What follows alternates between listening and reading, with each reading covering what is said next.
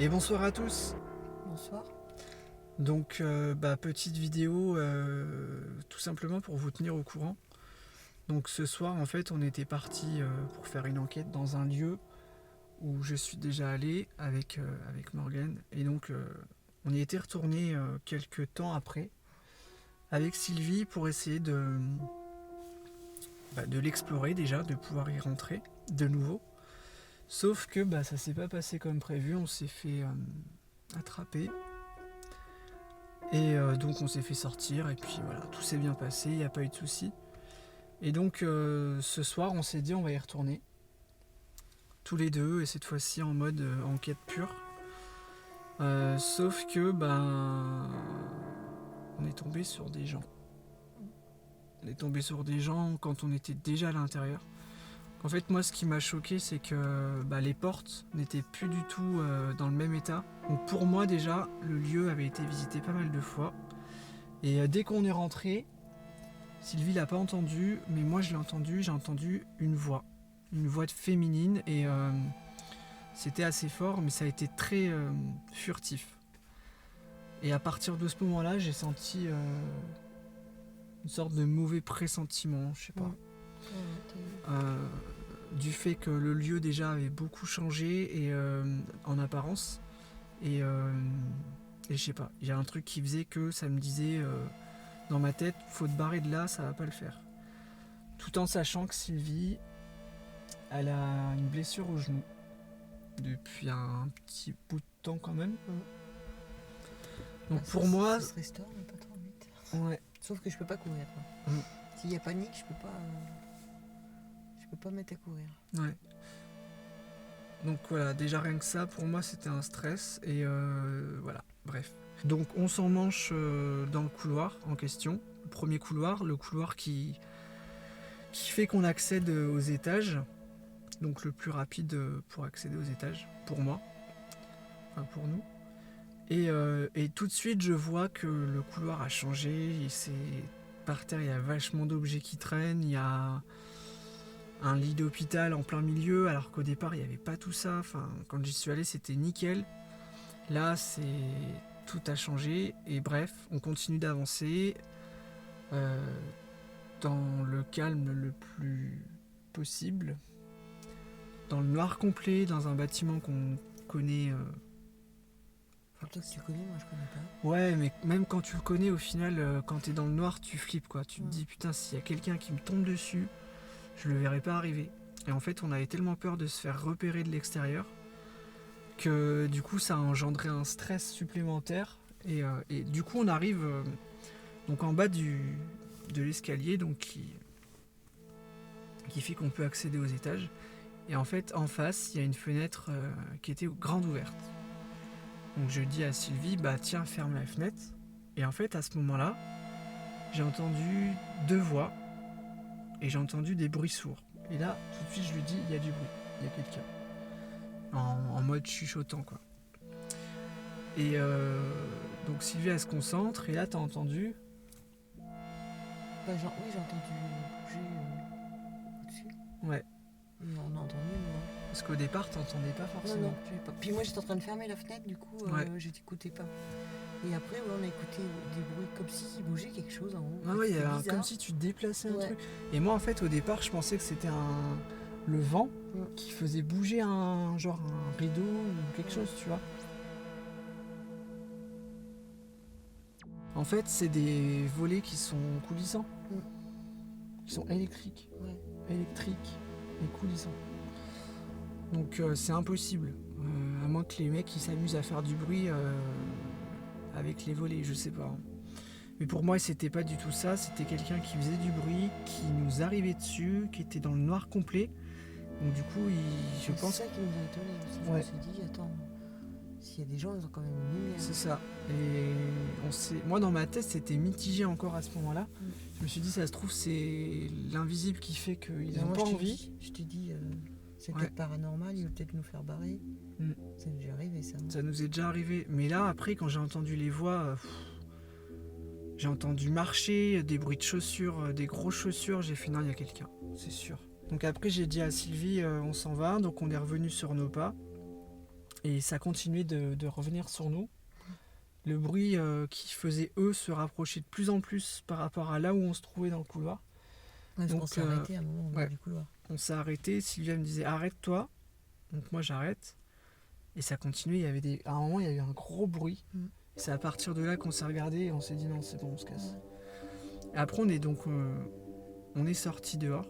On a attendu devant l'entrée. Donc ça fait une sorte de petite cour un peu cachée par rapport à la civilisation, bref. Et on a attendu. Et en fait, tout de suite après, on a entendu un premier bruit.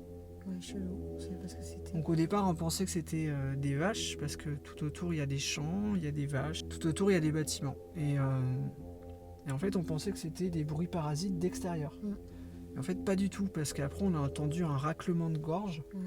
Et comme si quelqu'un ronflait. Ouais, j'ai l'impression que c'était un ronflement. Alors, je pense que c'était pas un ronflement avec le recul, je pense que c'était genre, tu vois, pour faire peur. Que les gens, en fait, ils essayaient de nous faire peur. Et du coup, quand on a entendu ça, on a commencé à partir toujours dans le noir complet dans la cour, en direction de la sortie. Sachant qu'il y a un bon 200 mètres avant d'arriver sur la route, en pleine campagne. Il y a un grand bruit dans le bâtiment aussi. Et on a entendu un énorme bruit, comme si c'était une porte qui claquait. Et après, on a entendu pas mal de bruit et c'était pas l'extérieur, c'était vraiment autre chose, quoi. Pour moi, c'était des gens qui faisaient exprès de nous faire peur, pour qu'on se barre. Et vu qu'on n'était que deux et que Sylvie est blessée, moi j'ai quand même une arme de défense, mais je me dis, s'ils sont plus de deux, je vais pas pouvoir faire le poids contre ces gens-là, quoi. Voilà pour la petite histoire de... c'est pas possible, on est maudit, c'est un truc de malade. Franchement, ça fait chier, quoi. Ça fait chier parce que le lieu, il est vraiment magnifique. Dans le sens où, potentiellement, il y a vraiment moyen de faire un truc sympa au niveau para, quoi, au niveau expérience. Ouais, il faut qu'on essaye, mais qu'on n'arrive plus à ces horaires-là. Ce qu'il y a, c'est que, de toute façon, même si on y va plus tôt et qu'on attend la nuit, si les mecs ils débarquent en pleine nuit, là, on est encore pire. C'est encore pire comme situation. Après, il faudrait y aller, tu vas plutôt en journée, et au moins tu vois les lieux, tu arrives à voir tous les endroits. C'est moins dangereux que de ne pas savoir où on va, et tu tombes sur des gens, tu les vois pas arriver. Hein. Ou alors demander à David Chapeau de venir avec nous. Ouais. Pas être tous les deux, je crois. Faut être plus. Qu'on a, au moins, moi je peux pas, je peux me défendre, mais je peux pas en faire plus que ça. Et si on y va 2 jours, on y va 2 jours. Si on va écouter les gens arriver, hein, comme eux nous ont entendu arriver. Après, ça veut rien dire. C'est pas parce que ce soir-là, il n'y avait pas de gardien que la journée, il n'y en a pas. Hein. Je sais pas. Faut essayer. Ça se trouve, le mec, il est juste en vacances et il n'y a pas eu de... Ils sont peut-être que 2 à faire le lieu. On ne sait pas. Hein. De toute façon, moi, il faut que tu retestes. Hein, puis, mais il ne faut pas y aller tout seul. Non. C'est trop dangereux. Ouais, non. Tout seul, tu peux pas. Voilà pour la petite histoire de ce soir. Donc on voulait juste vous faire partager le débrief de ce truc-là. Donc Sylvie, elle est dégoûtée. Hein. Bah ouais, est-ce que ça faisait un moment ? Ça faisait un moment qu'on n'avait pas fait d'enquête, ça faisait 1 mois je crois. Au moins. Depuis juillet. Depuis juillet, quand on a fait une nuit d'un autre temps 3. Du coup c'était avec David, ouais. Donc voilà, je vous fais un gros bisou. Je vous souhaite de bonnes fins de vacances, une bonne rentrée. Et puis on se retrouve au mois de septembre pour l'épisode Une nuit d'un autre temps, nuit 2, avec 2 enquêteurs qui sont comme ça. Allez, je reviens avec vous sur cette courte vidéo. C'était tout simplement pour vous dire que quand on va sur un lieu d'exploration, un lieu d'enquête, un lieu d'expérience paranormale, que ce soit un lieu à l'abandon ou un lieu que vous ne connaissez pas, par exemple, il faut toujours se méfier des environs. C'est-à-dire, quand on va sur un lieu, on se renseigne, on débarque pas en pleine nuit, on évite. Là, on n'a pas pu faire autrement, c'est une décision qu'on a prise un petit peu comme ça s'est fait comme ça. Donc du coup, nous, on est habitués, et heureusement qu'on est habitués à ce genre de situation à risque. Parce que là, concrètement, si vous étiez novice, je pense pas que vous aurez réagi dans le silence et tout de suite, je pense pas que vous aurez pris la fuite. Je pense que dans un premier temps, comme nous au début quand ça nous est arrivé à l'hôpital de l'angoisse, on est resté tétanisé à attendre que ça s'arrête, à attendre que les gens partent et à attendre qu'il n'y ait plus aucun bruit dans la bâtisse. Sauf qu'on a attendu au moins 4h30 comme ça. Là, ce soir-là, donc hier soir, on n'a jamais eu envie de revivre une nuit comme ça, sachant que là, les gens, ils étaient bourrés, ils étaient, je pense, défoncés à je ne sais quoi, et on n'avait pas envie de subir ça, sachant que voilà, comme vous l'avez vu, Sylvie était en état bof au niveau de sa santé, au niveau de son genou. Voilà, c'était simplement pour faire un petit retour là-dessus et pour vraiment vous mettre en garde sur le fait de faire de l'exploration solo dans les lieux. Même à deux, ça peut être dangereux. Faut être au minimum 3 pour être vraiment tranquille. Après, si vous êtes vraiment 2 personnes expérimentées, ça peut passer. Il suffit juste de garder son sang-froid.